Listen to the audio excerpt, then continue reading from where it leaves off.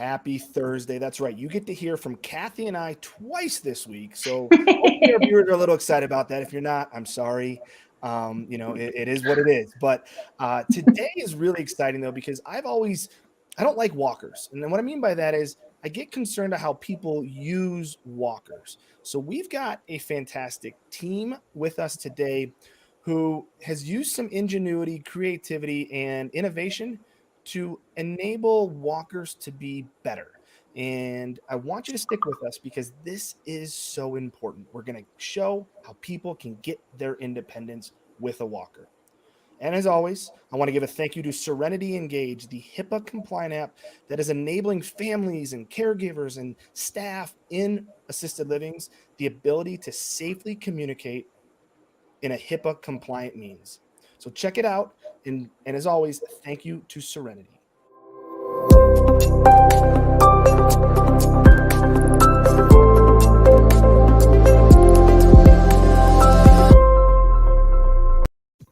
And we're back, and thank you for sticking with us. I'm going to turn it over to the always well-dressed, creative Catherine Wells. Oh, so every single time it's a new intro, so I'm always curious how you're going to introduce me. I got to get a better thesaurus, though, because I'm running out of words. I know. Expand my vocabulary a little bit here. As my mom used to say, just don't call me late for dinner. Call me anything else, just don't call me late for dinner. So we're really excited to introduce our audience to this incredible team at StrideTech. And if you're watching us live, please let us know you're here. Post a note in the comments, let us know where you're listening in from. And make sure you ask questions because we have the experts right here to talk about what we're going to be talking about. So feel free.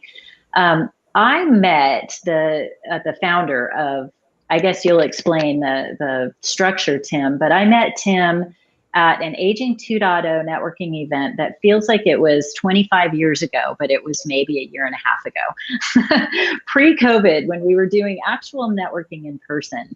And that was the first time I connected with him. And then we just stayed connected and got to know each other a little bit more. And I just love this idea that you all have and the way that you're going about implementing it. And for our audience, you're going to see a little sneak peek into what it looks like to start a company and how that works as well. Mm-hmm. So Tim, let me turn it over to you and have you introduce yourself and then introduce your team. Excellent. Thank you so much. I'm super excited to be here.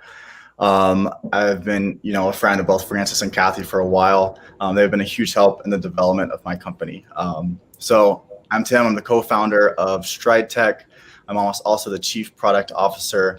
I have a background in engineering management, which is really where this idea came to be while I was an undergrad at the University of Colorado Boulder. It is at the University of Colorado Boulder where I also got to meet my co-founders. Hamsini Acharya, who unfortunately could not make it today. She is our chief scientific officer and is working very hard on our SBIR, National Science Foundation grant, which is due December 3rd. So very important stuff. Yes. So we are very excited to be submitting that in the next week or two. And then also joining us today is Andrew Plum, our CTO. I'll turn it over to him to kind of give a little bit about his background and why he's a part of the team. Hi guys, my name's Andrew Plum, and I'm kind of responsible for most of the hardware and software that goes into the StrideTech Go product. So I've got kind of a background in robotics and a degree in mechanical engineering. So it's kind of the perfect place for me because I get to see my code come to life. And the best part is I get to help people. So that's awesome. And just you guys all went to CU Boulder, correct? Together, right? You guys, yeah. All engineering school, all, met through that. How did you guys meet? Because obviously, you guys 18, 19, 20, you want to kind of get a space that's not the sexiest space, like with long-term care and, walkers. I mean, right? I mean, let's like, how did that come about? Well, I guess for me, like the origin story of StrideTech started with my grandma. And, I think it's very similar for a lot of folks in the senior care space. We call her Grandma Chris, and she started to use a walker. And, as a family, we thought, this is going to be great. She'll use it. She'll start moving again. She'll be safe. Right. But issues kept coming up. She was still falling. Her mobility continued to decline. So it was there where I really started to see some of the initial problems with walkers. But it wasn't until I actually had the opportunity to work for a big walker manufacturer called Medline, where I actually designed walkers as an engineering undergrad. And it was here where I found out that incorrect walker use is a big problem.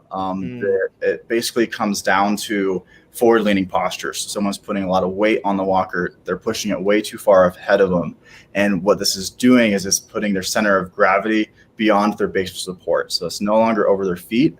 And so if anything happens to that walker, it slides out from under them, they hit a rock or a curb or something like that, they're going to fall. And when looking at the industry and actually being able to work for one of the biggest players in the industry, and they're not doing anything to solve this problem, and my grandma was affected by this problem, I decided to use my engineering degree to solve it. And so that's where I took this problem to various courses at the University of Colorado Boulder. Luckily, we have the opportunity to, bring our own idea to our engineering classes. Cool. And it was here in these classes where I found my co-founders. Nice. Senior Chari was picked up my junior year during junior level projects, and then Andrew Plum joined up my senior year. And they've been, working with us in and out of class basically for the last 3 years. That's awesome. Yeah. That's really You guys have a great team. It's really exciting to see this. So it's really fun for our audience. We're here in the Colorado area. It's great to see some entrepreneurs coming out of college and with a passion around something. Like Francis said, most people don't dream of going into senior care. And yet at the very same time, we're all affected by it, either ourselves or someone that we love or someone like our parents who we love them and they're dealing with this with their older adult. I'm looking at this picture here and this just makes it so crystal clear, the problem. And I saw it with my dad as well. And it was the hardest thing to watch. And my dad was a tall man.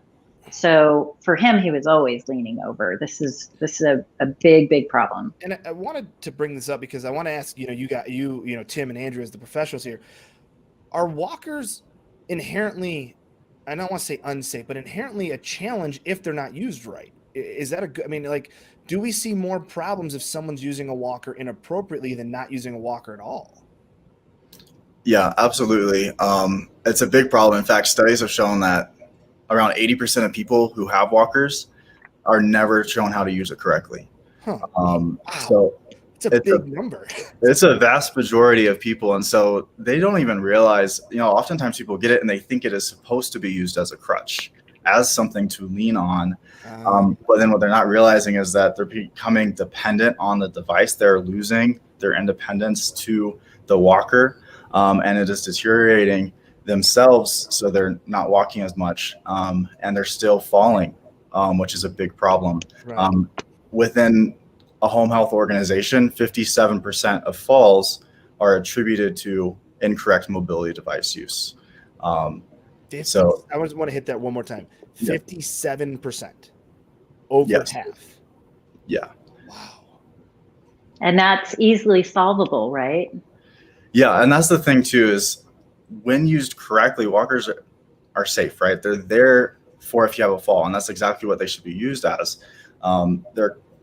You should be using it, walking upright, not putting too much weight on it, but pushing it along with you so that if you do have a fall, if you do feel unbalanced, then it's there to catch you. But if it's pushed out ahead of you and you fall, it's just going to roll out from under you. That's not going to be there for you. So if used correctly, they actually are very good at preventing falls. So can you tell our audience exactly what StrideTech does to solve this problem? Yeah, I'd love to. So basically what we developed is a technology that we call StrideTech Go.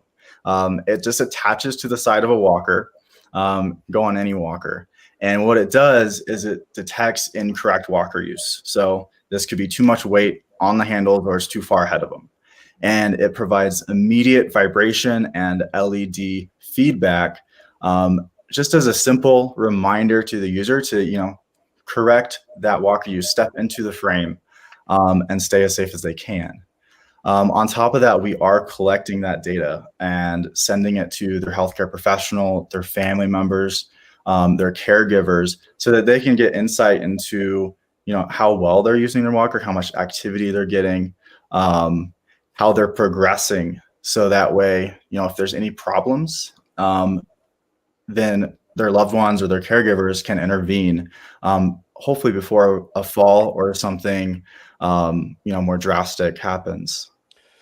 And I want to go back to something because falls scare everybody, right? I mean, we're talking possible hip fractures, shoulder issues, right? I mean, those are definitely scary at any age, but you now add that as someone's aging, it can become even more concerning about the rehab and all those things. So I want to make sure that our listeners understand this is another tool that just further enhances the safety of the device, that it really goes back to putting the user in a good body position so that they can be independent. Because I think one of the biggest things that I hear in the industry is I want to be as independent for as long as possible, right? This does that because it just is making it safer. Mm-hmm.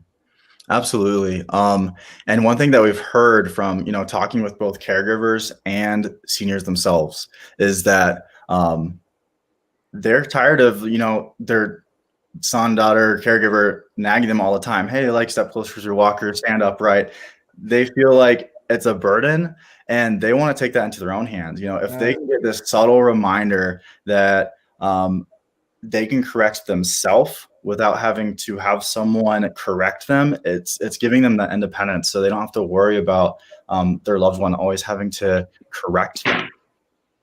And they're empowered. And that's really, I mean, who wants to be told all the time what to do? Nobody. Mm-hmm. So when you're empowered to do what you know you should be doing, it makes it so much easier to correct yourself. And that's the independence. That's what I'm trying to get to here. That's the independence part. You don't have to have someone else saying, stand up. I was the adult daughter. So for me to say to my dad, you need to stand upright. Don't put so much weight on it.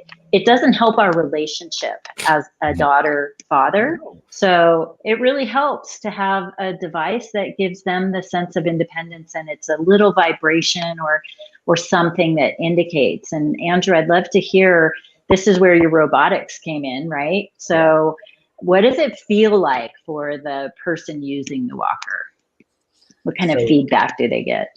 Yeah, so there's, as Tim mentioned, LEDs on there, so they can get an LED indication and or a vibration indication. So it's kind of a soft, subtle reminder that will vibrate the handles of the walker so that they can, recognize themselves. Okay, I'm doing something wrong. Let me fix that, rather than have my loved one nag me about it.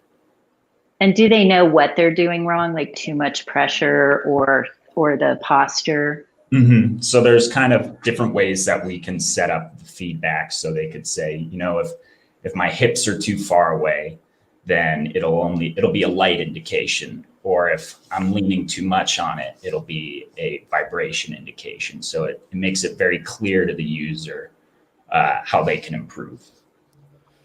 And I think that's really cool is that you can give them feedback as to improve. I mean, that is what's really cool about this. Yeah. So we talk a lot about building new habits in senior care and as the industry evolves, and that's what you're doing here. You're creating new habits, and rather than relying solely on education, which it's a little bit like if you fly a lot, the last thing you're going to do when the stewardess or the flight attendant says, pull out the emergency card in front of you, is pull out the emergency card in front of you, right? We're not very good at doing that. We're much better at just grab the walker and go.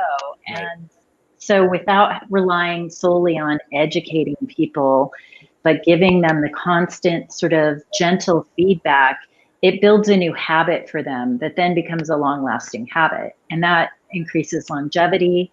It reduces stress. I'm sure you have results around this or are building them in terms of the data that you're collecting, the impact on everyone around that person, including that person. Exactly. Yeah. It's a big peace of mind for others that are involved with the care of that person as well. Well, I wanted to bring up this screenshot here real quick that I have there. I mean, what I find is interesting is you can track some of these things, right?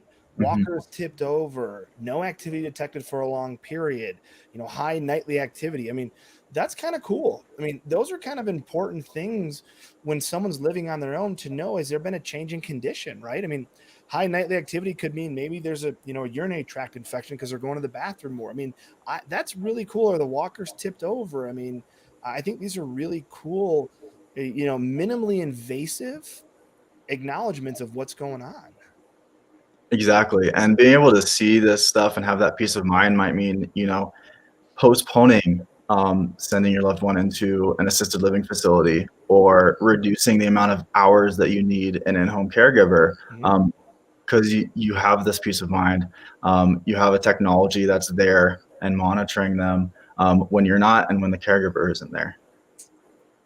Tim, you just hit on something really important, and that is preserving the financial assets that you have as long as possible, because we're going to need them. The statistics show that 80% of us will need 3 years of assisted living or more specialized care in our lifetime. So the longer we can prolong that and preserve our financial assets, the better care we can get at that time. So that's something Francis and I talk about a lot. So really, really good. Can you tell our audience a little bit about, so we've seen the device on the website. Is it something anybody can attach? Do you need implementation services to get this attached? Andrew, do you want to talk on the mechanical aspect of how this goes onto a walker and maybe the process that goes along with that? Yeah, so it's pretty easy. We have a little instructional video, but it's one of those things that any person with good dexterity can do. So the sensors are attached via grip covers that go over the handles. So these are comfortable grip covers that just wrap around the existing handles. And then there's a little mount, and it's kind of very similar to like a GoPro mount that you would mount to a pole, except this time you're mounting it to the frame of the walker. And once you have that positioned properly, it's all done. It takes less than a minute. Oh, that's fantastic. So I, as an adult child caregiver, could attach this pretty easily and quickly. So fantastic. So tell us, this is so great. And I know that you have plans that you are implementing or looking to implement in the next year or two. Can you tell us about those? Yeah, happy to. So a big thing, we're still in product development, and which means, there's things that we can change and tweak about what we're developing. And so we would love any and all feedback. We want to get testers to try our prototypes and give us insight into how it could better solve their problems. Particularly if you're a caregiver, if you're a physical therapist who works a lot with patients with walkers, or an occupational therapist who works with patients with walkers, we really want to get our product into your hands and get you to try it and be honest. Tell us what could be improved. Tell us what you like, so we can make a better product altogether. So in the short term, if this sounds like something you'd like to try out, please reach out to us, and we can arrange a way to get you testing it and trying it out. And then the other kind of big goal for us is in about 6 months, we're going to be finishing up our first manufactured run. So we'll actually have 100 units that are, working from our manufacturer. So they'll be very high quality, much more high quality than the prototypes we have right now. And once we have those 100 units, we're going to start a pilot program. So this is where we actually want to do a larger scale pilot study with partnerships. So this could be a home health organization where we work with your physical therapist, occupational therapist, to use our technology with your patients. It could be a home care agency where we use our technology with your caregivers and your clients. So if that sounds like something you'd be interested in, this is 100% free. We'll give you all the units that you could need. You could put them, on, your patients or your clients' walkers and just try it out. we want to collect as much data as possible once we have all these units in-house. So if you're interested in becoming a pilot partner, also please reach out and we can start that discussion. Tim. All right. So, go ahead, Francis. Tim, so when it comes to like these pilots, what type of individual are you looking for with their walker? Can they have cognitive challenges? Do we need them to be, what do you need from the user themselves for this pilot program? So that can be up to our pilot partner, whoever they're comfortable with giving this technology to. Okay. We have tested with folks with early onset dementia and things like that. So we know that it can work, and it actually does help as a reminder. And it's something that, you know, you have to check in with that person on. So if you are a caregiver or a physical therapist and you know that the person who's going to be using this has cognitive decline, then maybe it just means that you got to check in with them a little bit more to make sure that they understand what the feedback means and things like that. Okay. So fun. I think about my mom. She had Alzheimer's and she was nonverbal. And when she had to go on a walker, she didn't know what to do with it. So she would pick it up and hold it in front of her and walk without the wheels ever touching the ground. And we just thought it was so sweet and adorable. And these are some of the memories that I have. But at the same time, we knew that's really dangerous, not at all what we wanted her doing. So this would have been just a fantastic tool for the caregivers there at her community as well. So I want to shout out to all of my friends out there, because I happen to be in that age group where many of my friends do have older parents who are using walkers or needing assisted living.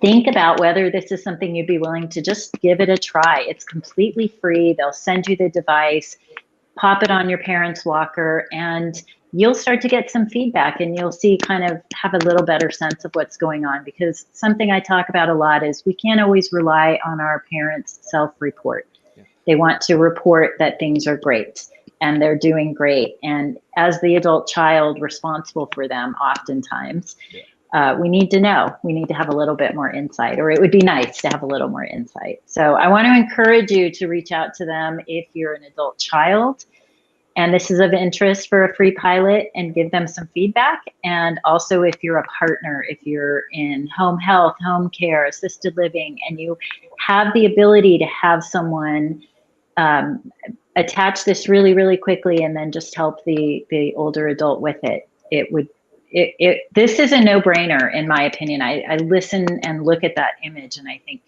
Tim, the world should have this, and they will.